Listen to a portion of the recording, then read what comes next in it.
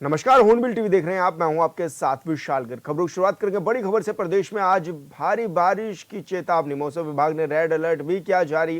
देहरादून समेत 7 जिलों में भारी बारिश की भी आशंका। तो 4 जुलाई तक बरसेंगे मेघ और देहरादून, टिहरी, पौड़ी, चंपावत समेत कई जिलों के लिए रेड अलर्ट भी जारी किया गया है। मुख्यमंत्री ने गैर जरूरती यात्रा टालने का भी अनुरोध किया है। तो बड़ी खबर आप तक पहुंचा रहे हैं, जहां पर उत्तराखंड के कई जिलों में रेड अलर्ट भी जारी किया गया है। भारी से भारी बारिश देखने को मिल सकती है। मौसम विभाग की ओर से अनुमान भी जारी किया गया है कि राज्य में तेज बारिश के आसार बने हुए हैं और 4 जुलाई तक मौसम ऐसा ही रहने की संभावना भी जताई गई है। इसमें कहा गया है कि 4 जुलाई तक भारी बारिश देखने को मिलेगी। तो इस दौरान मुख्यमंत्री ने भी तीर्थयात्रियों से अपील की है कि गैर जरूरत अगर नहीं है यात्रा की तो उससे बचें और मौसम का मिजाज देखकर ही यात्रा करें। तो मौसम विभाग ने रेड अलर्ट भी राज्यों जिलों के लिए जारी कर दिया है। बात है तो उसमें हमने उत्तरकाशी, चमोली और रुद्रप्रयाग, साथ ही बागेश्वर में हैवी से वेरी हैवी, और इसके साथ साथ देहरादून है, नैनीताल है, चंपावत है, उसमें रखा है कि अगले 24 आवर्स में इनमें एका दुक्का जगहों में हैवी रेंस होंगी। हल्की से मध्यम बारिश तो ज़्यादातर जगहों में है। और इसके साथ साथ जो वेरी हैवी रेन है वो बागेश्वर में रखा गया, उसको ऑरेंज में रखा गया, बाकी जगह येलो में वार्निंग को रखा गया है। लेकिन जब आप कल 29 को जा रहे हैं तो जो रेनफॉल की एक्टिविटी है वो बढ़ने वाली है। तो अगर मैं बात करूं कि देहरादून, टेहरी, पौड़ी, हरिद्वार, नैनीताल और इसी तरह उधम सिंह नगर, तो इनमें जो हैवी से वेरी हैवी रेन है वो कुछ जगहों तक में मिलने वाली है 29 और 30 तारीख को, और एक में भी करीब सिचुएशन वैसी ही रहेगी। तो 3 दिन लगातार जो अच्छी बारिश जो है मिलने वाली है, जहाँ ज़्यादातर जगहों में इनमें बारिश होगी। उसके साथ साथ आप देखेंगे जो हैवी से वेरी हैवी रेन है वो भी कुछ जगहों में इनमें मिलने की संभावना है। तो उस चीज़ को देखते हुए उसको रेड अलर्ट में हम डालने वाले हैं, उसके लिए बुलेटिन भी जारी किया जाएगा। तो 29, 30 और 1 में अगर देखें तो ये जो 4-5 डिस्ट्रिक्ट है इनमें हम जो है रेड में वार्निंग को रखेंगे। तो कहीं ना कहीं जो लो लाइंग एरियाज है उनमें जल भराव होगा, नदियों का जल स्तर बढ़ेगा, जो छोटी नदी नाले भी हैं उसमें भी जल स्तर काफ़ी बढ़ेगा। तो जो लोग वहाँ पर रहते हैं उनको बहुत सावधान रहने की ज़रूरत है, और या एकदम बहुत नज़दीक हैं तो वहाँ से उनको शिफ्ट करना चाहिए। और संवाददाता अमित रतूड़ी हमारे साथ फोन लाइन पर जुड़ गए हैं। अमित, क्या कुछ जानकारी मिल रही है, किस तरह का मौसम का मिजाज रहने वाला है आगामी दिनों के लिए? आपको बताएं तो मौसम विभाग ने जिस तरह से जो अलर्ट जारी किया हुआ है, ये रेड अलर्ट जारी है, जिसके तहत जो है उत्तराखंड की हम बात करें तो पौड़ी, टिहरी, चंपावत हम बात करें, दूसरी तरफ हम बात करें उत्तरकाशी, रुद्रप्रयाग, चमोली, इन जनपदों के लिए रेड अलर्ट जारी किया हुआ है, जिसके तहत जो है इन जनपदों में भारी से बहुत अधिक भारी बारिश होने की संभावना मौसम विभाग की तरफ से जताई गई है। और दूसरी तरफ हम बात करें देहरादून में जिस तरीके से लगातार कल रात से बारिश की हो रही है, मुसलाधार बारिश यहाँ पर उसका जो चलन है वो शुरू हो रखा है, बारिश हो रही है, उसके कारण जैसे जो है जो आवागमन में प्रभावित है। कहीं जगह पहाड़ों की हम बात करें तो वहाँ पर लैंडस्लाइड हो रही है, कई सारी दिक्कतों का सामना करना पड़ा है। उसके मद्देनजर जो शासन प्रशासन ने भी अपने तैयारियां को मद्देनजर रखते हुए संबंधित विभागों के साथ सामंजस्य बिठाते हुए उनको अलर्ट जारी किया हुआ है। उनको ये कहा गया है कि आप अपनी तैयारियां पुख्ता रखें, कहीं पर रोड ब्लॉक होती है तो वहां पर रोड खुलाने का काम जारी रखें, और जो भी परिस्थिति बनती है उसके अनुकूल आप कार्य करें। विशाल, लेकिन चारधाम यात्रा भी जारी है अमित, ऐसे में किस तरह की तैयारियां देखी भी जा रही है, क्योंकि यात्रा पर बड़ी संख्या में तीर्थयात्री भी पहुंचते हैं? जी देखिए, चारधाम की बात करूँ तो जो बड़ा अपडेट है वो मूसलाधार बारिश को लेकर और रेड अलर्ट को लेते हुए एक बड़ा अपडेट ये लिया गया है शासन की तरफ से। आपदा प्रबंधन सचिव अगर हम बात करें विनोद कुमार सुमन ने ये आदेश जारी किया है कि 24 घंटे के लिए चारधाम यात्रा को स्थगित कर दिया गया है। वो इसलिए स्थगित किया गया है क्योंकि जिस तरीके से मौसम विभाग ने रेड अलर्ट जारी किया हुआ है, लगातार मूसलाधार बारिश पहाड़ों में हो रही है, कहीं पर लैंडस्लाइड घटना आ रही है, कहीं पर जो है बादल फटने की घटनाओं के कारण कुछ लोगों के होने की सूचना भी है। जिस तरह से हम बता रहे हैं कि उत्तरकाशी में कुछ लोग मलबे में दबे होने की उनकी सूचना है, कुछ लोग मलबे में दब चुके हैं। ऐसे में इन्हीं चीज परिस्थितियों को ध्यान में रखते हुए अगर हम बात करें शासन ने जो है चारधाम यात्रा को भी रोकने का फैसला लिया है 24 घंटे के मद्देनजर। तो ऐसे में शासन प्रशासन लगातार अगर हम बात करें तो कार्रवाई भी कर रहा है, काम भी कर रहा है। रोड ब्लॉक हो रही है तो उनको खुलाने का काम भी बदस्तूर जारी है। नदी नालों के किनारे कोई लोग जाते तो वहां पर पुलिस प्रशासन की तरफ से उनको नदी नालों के किनारे ना जाने को लेकर हिदायत भी दी जा रही है। इन्हीं सभी चीजों को लेकर जब हम बात करें विशाल, तो लगातार मूसलाधार बारिश, चूंकि जो हम बात करें मौसम विभाग ने जारी किया हुआ अलर्ट है, तो उसको लेकर जो है शासन प्रशासन की हम बात करें, जिला अधिकारियों में संबंधित जो जनपदों के हैं उनकी तरफ से जो है ये संबंधित विभागों के साथ सामंजस्य बिठाते इसके लिए इसके ऊपर जो है कार्य किया जा रहा है विशाल। अमित, ये बात तो ठीक है कि यात्रा को स्थगित किया गया है, लेकिन जो बड़ी संख्या में तीर्थयात्री पहुंचे हैं उनको रोका कहां गया है?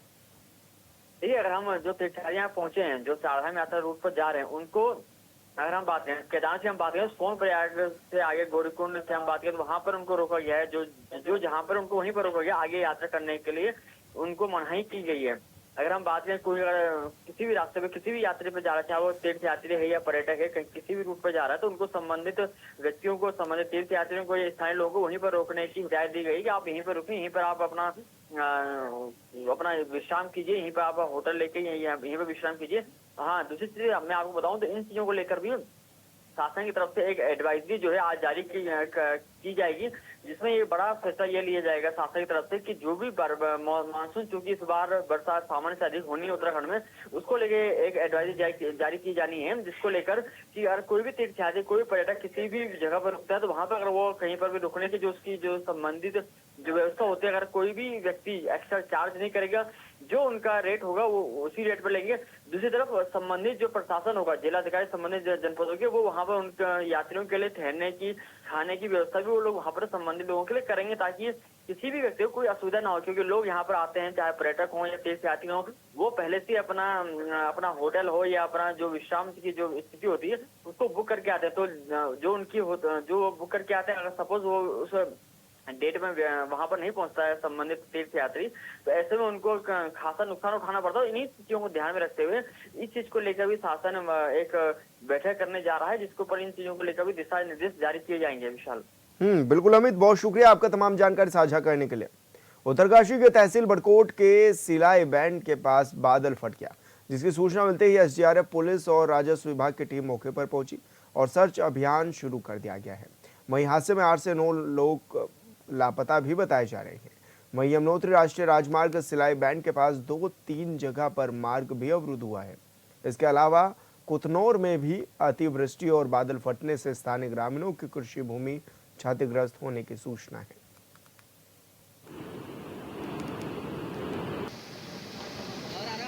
जैसे कि आप देख रहे हैं कि हमारा जो यमुनोत्री धाम का ये यमुनोत्री राष्ट्रीय राजमार्ग है, पालीघाट से सेनाचट्टी तक जगह जगह जो है ये पूरी तरीके से क्षतिग्रस्त हो गया है। और बादल फटने की जो आप घटनाएं सामने आ रही, मुझे लग रहा है कि सब बादल फटने के कारण ये सब हुआ है। जैसे कि सिलाई बैंड में तो बहुत बुरी स्थिति हो चुकी है, यहाँ पर कुछ हमारे मजदूर भाइयों की दबने की भी आशंका है।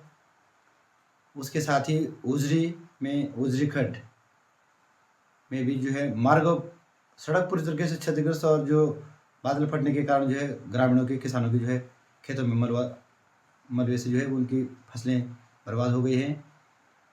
साथ ही सेनाचट्टी में भी जो है कुपड़ा कुंसला तिरखली मोटर मार्ग पर खतरे की जद में है, और वहाँ पर भी बादल फटने के कारण बहुत नुकसान हुआ है, जिससे अभी हमारे स्थानीय लोग सब सकुशल है। माँ यमुना जी की कृपा से मैं शासन प्रशासन से अनुरोध करूँगा कि तत्काल जो यात्री श्रद्धालु देश प्रदेश से आने वाले ऊपर यमुनोत्री धाम की ओर फंसे हुए हैं, उनको निकालने के लिए और स्थानीय लोगों की सुविधा के लिए मार्ग को सुचारू बनाया जाए।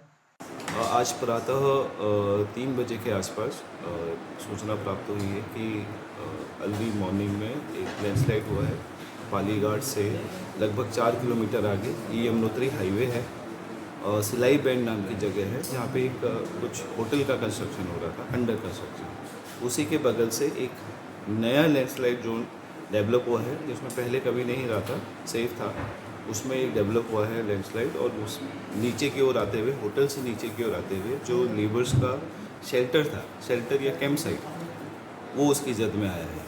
तो इस लैंडस्लाइड की वजह से हमारा जो NH है वो लगभग अभी जो असेस किया है 10 मीटर के आसपास वो वॉश आउट हुआ है।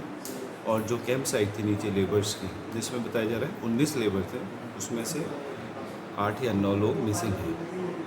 अभी एनडीआरएफ, एसडीआरएफ, पुलिस, रेवेन्यू का टीम मौके पे है, पीडब्ल्यूडी का टीम भी आ गया है।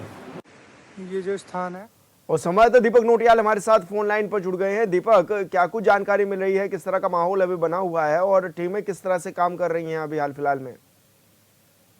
जी विशाल, आपको बता दूं कि आज सुबह लगभग 3-3:30 बजे के करीब जो है यहाँ पे यमुनोत्री राष्ट्रीय राजमार्ग जो है किराई बैंक के पास जो है ये भूस्खलन हुआ है, जिसमें कि जो है लगभग जो है 19 लोग वहाँ पे थे, जिनमें से जो है 10 लोगों को जो है सुरक्षित बचा लिया गया और 9 लोग अभी मिसिंग चल रही है, जिनके लिए जो रेस्क्यू अभियान चल रहा है। एसडीआरएफ, एनडीआरएफ, उत्तरकाशी पुलिस एवं राजस्व की टीम वहाँ पे लगातार जो है रात से ही काम कर रही है। फिलहाल जो है अपडेट ये है कि जो यमुनोत्री राष्ट्रीय राजमार्ग है लगभग 10 मीटर जो है वॉकआउट हो चुका है और जो यात्री जो है यमुनोत्री धाम को गए थे तो उनको जो है सुरक्षित स्थानों पर रोक दिया गया। उत्तरकाशी की जिलाधिकारी का कहना है कि जो ये मार्ग है यमुनोत्री राष्ट्रीय राजमार्ग, उसको खुलने में जो है कभी थोड़ा टाइम लगेगा। तो फिलहाल जो है जो यमुनोत्री क्षेत्र इस समय जो है भारी बारिश से जो वहाँ पे जो है बहुत ज्यादा नुकसान इस समय हुआ है। लेकिन अभी ऐसे में क्या अपील यात्रियों से भी की जा रही है, स्थानीय लोगों से भी की जा रही है, क्योंकि आपदा जैसे एक बार फिर से हालात बनते हुए उत्तरकाशी में नजर आ रहे हैं? दीपक जी बिल्कुल विशाल, क्योंकि अभी मौसम विभाग के पूर्वानुमान के अनुसार जो है गढ़वाल कमिश्नर ने जो है आदेश दिए कि अगले 24 घंटे के लिए जो चार धाम यात्रा है उसको रोक दिया जाए। तो उत्तरकाशी में जो फिलहाल जो है जो गंगोत्री और यमुनोत्री जो यात्रा है उसको जो है 24 घंटे के लिए रोक दिया गया और जो यात्री जहाँ पे है उनको वहाँ पे जो है सुरक्षित स्थानों में जो है रहने की जो है व्यवस्था जो है की जा रही है और लगातार यात्रियों से अपील की जा रही है कि जो है वो जो जहाँ पे है वहाँ पे रहे। फिलहाल यमुनोत्री जो है यमुनोत्री में जो है लगभग जो है 3-3.5 हजार लोग जो है इस समय हैं और उनको जो है सुरक्षित स्थानों में जो है रोका गया है। जी बिल्कुल दीपक, बहुत शुक्रिया आपका तमाम जानकारी साझा करने के लिए। खबरों में आगे बढ़ेंगे। यूजेवीएनएल की जमीन पर अवैध उपखनिज सामग्री पड़ी होने को लेकर एक बार फिर विधायक मुन्ना सिंह चौहान का पारा चढ़ गया है। मौके पर पहुंचे विधायक ने न केवल संबंधित विभाग के अधिकारियों को फटकार लगाई, बल्कि स्थानीय पुलिस और तहसील कर्मियों को भी लापरवाही के लिए जमकर लताड़ा। दरअसल ग्रामीणों की शिकायत पर विकासनगर विधायक मुन्ना सिंह चौहान नवाबगढ़ क्षेत्र पहुंचे थे, जहां जलभराव की समस्या लंबे समय से बनी हुई है। उन्होंने शक्ति नहर के किनारे बने नाले की स्थिति का जायजा लिया और तुरंत सफाई के निर्देश भी दिए। कॉल आया था यहाँ से गांव वालों का कि यहाँ पे नाले की चौक हो गया, ये रात को जल भराव हुआ है और लोगों के घरों में पानी घुस गया। तो फिर मैं देहरादून से तुरंत चला, मैं आज आया भी नहीं था, फिर सीधे स्ट्रेट देहरादून से ही आया। यहाँ आके हमारे जल विद्युत निगम का जो ये नाला है ये अलग अलग जगह क्षतिग्रस्त हो गया। ठीक, ये चौक हुआ है, काट कबाड़ लोगों की भी आदत है, डाल देते तो उससे ओवरफ्लो किया, वो लोगों के घरों में पानी घुस गया। लेकिन उसका एक बड़ा कारण ये भी बना, यहाँ पे जो ये तमाम तरीके का अवैध यहाँ पे जल विद्युत निगम की जो जमीन है, यूजेवीएनएल की जमीन है सड़क के किनारे, यहाँ पे जिस तरीके से आप देख रहे हैं कि ये डंपिंग कर रखा है खनन वगैरह का, तो ये जाहिर तौर पे अवैध टाइप का है। तो ये जो है अपना ऊट पटांग तरीके से रात को अपना जेसीबी मशीन वगैरह से लोडिंग अनलोडिंग करते होंगे और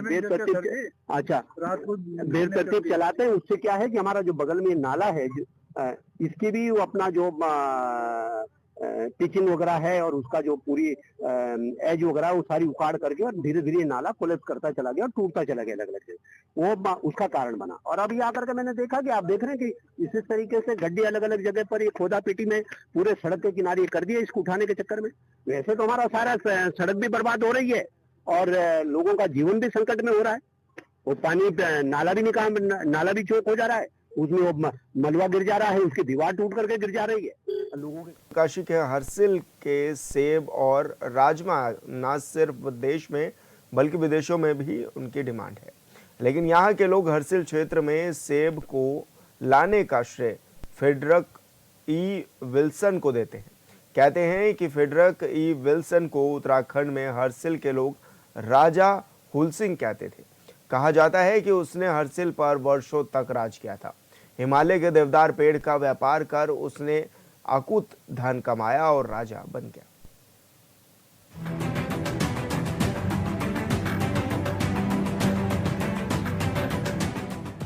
फेडरिक ए विल्सन उत्तरकाशी की हर्षिल का राजा कहा जाता था। कहते हैं कि फेडरिक ए विल्सन अंग्रेजी सेना का एक भगोड़ा सिपाही था और छिपने के लिए 19वीं शताब्दी के करीब हर्षिल पहुंचा था। जहां उसने जंगली जानवरों का शिकार कर उनके अंगों का विदेशों में व्यापार करना शुरू किया और साथ ही देवदार की लकड़ियों की तस्करी कर उन्हें विदेशों तक पहुंचाया और उत्तर भारत का सबसे अमीर आदमी बन गया। था उस समय, जिस समय सन 60 वो हुआ सरकार, उस समय आया हूँ यहाँ अकेला। वो अकेला आदमी था, एक बंदूक लेके, एक बंदूक आया यहाँ, फिर उसने फिर और बंदूक लाया, सेब लाया, सेब पेड़ यहाँ, और मच्छी यहाँ रजाया उसने। वहाँ से सब कुछ, ये मतलब हर्षिल बांग्ला में उसने सेब का बगीचा, नाशपाती सारा, पहले कहाँ कुछ था ना, आलू यहाँ लाया, बढ़िया वाला आलू और सेब का पेड़। तो उसने क्या किया कि यहाँ हमारा सयाना से मोहर लगाता, पेड़ काटता देवदारों का, बगान करता, गांव गांव वो सारा बगान में इधर आदमी लगाता, सीधा ऋषिकेश वो निकालता था। वो सिल्वर गाड़ी रेल के नीचे, उस जमाने में रेल के नीचे उसने तो सिखाया वो सिल्वर रखना। पहले अब तो सीमेंट का लगता है, पहले सिल्वर लगता था ट्रेन के नीचे। फ्रेडरिक विल्सन था, जो इंग्लैंड से आया हुआ एक अंग्रेज़ था, जो देश गुलाम था हमारा, और उसके बाद जो है वो यहीं जो है इस संस्कृति और परंपरा के साथ जो है रच बस गया था, और उसने जो है यहीं से हमारे मुकबा गांव से जो है शादी भी की थी, और उसकी एक संतान भी थी, नथु विल्सन, और एक फ्रेडरिक विल्सन, 2 संतानें थी उसकी। लेकिन वो जो है हमारे जो इष्ट सोमेश्वर देवता है, शायद वो उनके साथ जो है मान्यता है हमारी लोक कथाओं में कि वो जो है सोमेश्वर देवता के साथ कोई शर्त लगाए, और जो हमारे इष्ट देवता को जो है अच्छी नहीं लगी, इस कारण उसका जो वंश है वो आगे नहीं चल पाया। और अभी ये मान्यता है कि विल्सन की जो आत्माएँ हैं वो अभी भी जो है इस क्षेत्र में जो है आसपास जो है आती जाती रहती, उसका जो आभास है लोगों को होता रहता। लोग कहते हैं कि हर्षिल घाटी के लोग तिब्बत के साथ व्यापार करते थे, पर विल्सन के आने के बाद ये व्यापार खत्म हो गया था। विल्सन ने अपनी अंग्रेजी पत्नी के मरने के बाद यहाँ की गुलाबो देवी से विवाह कर लिया, पर कोई संतान नहीं होने के कारण यहीं की रायजादा से विवाह किया और उनके 2 बालक हुए। विल्सन ने यहाँ लकड़ी के कारोबार में मजदूरों के लिए एक अपनी मुद्रा चलाई, जिसे विल्सन मनी कहा जाता था। भारत में रेलवे के विस्तार में विल्सन की महत्वपूर्ण भूमिका मानी जाती है, क्योंकि पहले जो रेलवे ट्रैक बनते थे उनमें विल्सन की बेची गई लकड़ियों का उपयोग किया जाता था। हर्षिल क्षेत्र में सेब की बागवानी विल्सन ने शुरू करवाई थी और आज यहाँ पर उस नाम से सेब की स्पेशल वैरायटी भी उत्पादित होती है। जी, हम उनके रिश्तेदार हैं, वंशज उनके। जो हमारी परबुड्ढी थी उन्होंने शादी करी थी और फिर वो यहीं बस गए थे, और उनके यहाँ पे 3 घर हैं। एक यहाँ पे, एक ऊपर वाले गांव में है, एक हर्षिल में है। हर्षिल वाला घर उनका जल गया था, जो कि अभी नया है, जो कि विल्सन कॉटेज के नाम से भी फेमस है। और उन्होंने यहाँ पे सेब के बगीचे, सेब लाए थे, राजमा लाई थी, आलू लाए थे, और उनका यहाँ पे लकड़ी का व्यापार था। काफ़ी अच्छा उनका लकड़ी का व्यापार यहाँ पे से चला था। नहीं, क्या कहना चाहेंगे, विल्सन क्या थे, मतलब क्या मानते हैं आप उनको कि राजा मानेंगे, क्या थे इस क्षेत्र के? इस क्षेत्र के वो एक किस्म के राजा ही थे। उनका अपना यहाँ पे एक विल्सन कॉइन भी चलता था, जो कि उस समय की यहाँ पे मूल ये थी। उस समय उनका वही चलता था, यहाँ पे वो कॉइन ही चलता था। अच्छा, तो मतलब जो क्षेत्र के लोग हैं उनको मतलब क्या क्या सुविधाएं वो देते थे या असुविधाएं? सुविधाएं यहाँ पे उनका काफ़ी बड़ा महत्वपूर्ण रहा, क्योंकि इस क्षेत्र में उनका जो लकड़ियों का व्यापार था उस वजह से यहाँ पे काफ़ी रोज़गार बढ़ गया था। और राजमा भी यहाँ पे उन्होंने लाई थी। फिर यहाँ पे खेती बाड़ी भी अच्छी होने बैठ गई। फिर सेब भी उन्होंने लाए थे। फिर सेब की खेती बाड़ी भी सब करने बैठ गए थे। तो उनका काफ़ी महत्वपूर्ण भूमिका रही कृषि इसमें। आज भी कुछ लोग विल्सन को हर्षिल का राजा तो कुछ लोग उसे लुटेरा मानते हैं। हर्षिल में आज भी विल्सन का बंगला है, जिसे विल्सन हाउस कहा जाता है। हालांकि कई सालों पहले भवन का काफी हिस्सा आग की भेंट चढ़ गया था, जिसे फॉरेस्ट विभाग ने फिर से बनवाया। 19वीं शताब्दी में गंगोत्री धाम जाने वाले पैदल मार्ग पर विल्सन ने नदियों पर कई तरह के पुलों का निर्माण करवाया था। कहा जाता है कि एक बार यहाँ के आराध्य देव सोमेश्वर देवताओं को तलवारों के ऊपर चलते हुए देखकर विल्सन ने उन्हें चैलेंज कर चुनौती दी थी कि वो उनके बंगले पर आकर तलवारों पर चलकर दिखाएं। लोगों का कहना है कि देवताओं ने विल्सन की चुनौती स्वीकार की और उस दिन विल्सन ने तेज धार लगी तलवारों को मंगवाकर देवता को उन पर चलने को कहा। सभी ग्रामीण परेशान थे कि अब आगे क्या होगा। तभी सोमेश्वर देवता अपने पशुआ पर अवतारित हुए और तेज धार वाली तलवारों पर चलकर अपनी शक्ति दिखाई। उसके बाद विल्सन देवता के सामने नतमस्तक हुए और देवता ने श्राप दिया कि तुमने मुझे मेरे मूल स्थान से यहाँ बुलाकर मेरा अपमान किया है, इसलिए मैं तेरे वंश का विनाश करता हूँ। और जिसके कारण विल्सन के दोनों पुत्रों की बीमारी के कारण मौत हो गई और कुछ समय बाद विल्सन की पत्नी की भी मौत हो गई। बाद में विल्सन भी लंबी बीमारी के बाद मर गया था।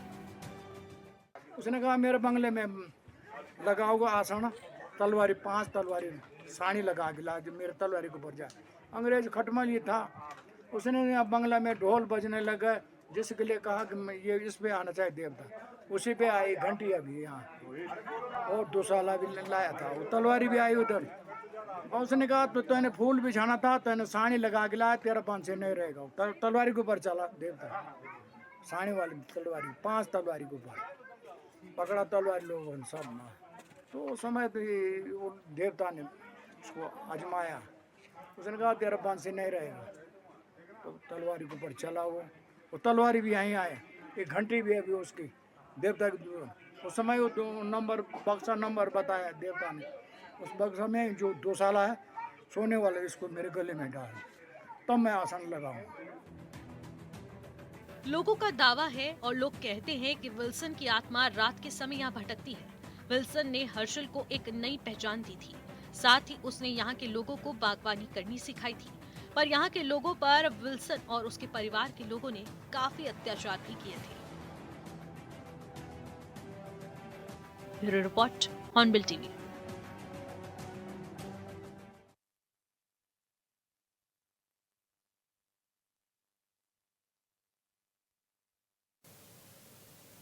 और खबर हरिद्वार से है, जहां खेल मंत्री रेखा आर्या ने पहले यूथ अंडर 18 राष्ट्रीय कबड्डी चैंपियनशिप 2025 का उद्घाटन किया, जिसमें बालक वर्ग में 27 और बालिका वर्ग में 26 राज्यों और केंद्र शासित प्रदेशों की टीमों ने हिस्सा लिया। इस मौके पर खेल मंत्री रेखा आर्या ने कहा है कि उत्तराखंड में हर हफ्ते 1 या 2 नेशनल स्तर की खेल प्रतियोगिता आयोजित की जाएगी। इससे स्पष्ट है कि उत्तराखंड बहुत तेजी से खेल भूमि में आगे बढ़ रहा है।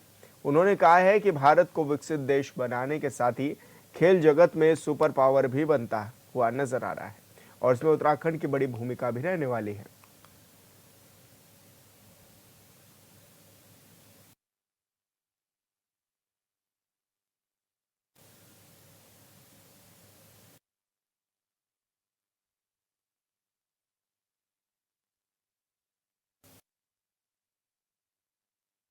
लगातार उनके कैंप हो वो यहाँ पर आज उत्तराखंड की इस देवभूमि में लगातार हो रहे हैं। तो एक ये जो सपना है कि उत्तराखंड देवभूमि से खेल भूमि के रूप में भी जाना जाए, उस और हम लगातार आगे बढ़ रहे हैं। उसी क्रम में आज जो है फर्स्ट यूथ अंडर 18 राष्ट्रीय कबड्डी चैंपियनशिप यहाँ पर हो रही है। निश्चित रूप से जब हमारे पारंपरिक खेलों को जब बढ़ावा मिलता है तो सबको बहुत खुशी होती है। लगभग 29 राज्यों से यहाँ पर खिलाड़ी पहुंचे हुए हैं, सबका बहुत स्वागत है। मैं समझती हूँ कि ये चैंपियनशिप अद्भुत होने जा रही है और इसी से चुनकर आगे चल के ये बच्चे नेशनल और इंटरनेशनल खेलेंगे। मेरी बहुत शुभकामनाएं हैं और इस प्रकार के प्रतियोगिताएं होती रहनी चाहिए ताकि बच्चों को अपना जो उनका टैलेंट है उसे दिखाने का उनको अवसर प्राप्त हो सके। और फिलहाल इस बुलेटिन में इतना ही। आप देखते रहिए हॉर्नबिल टीवी।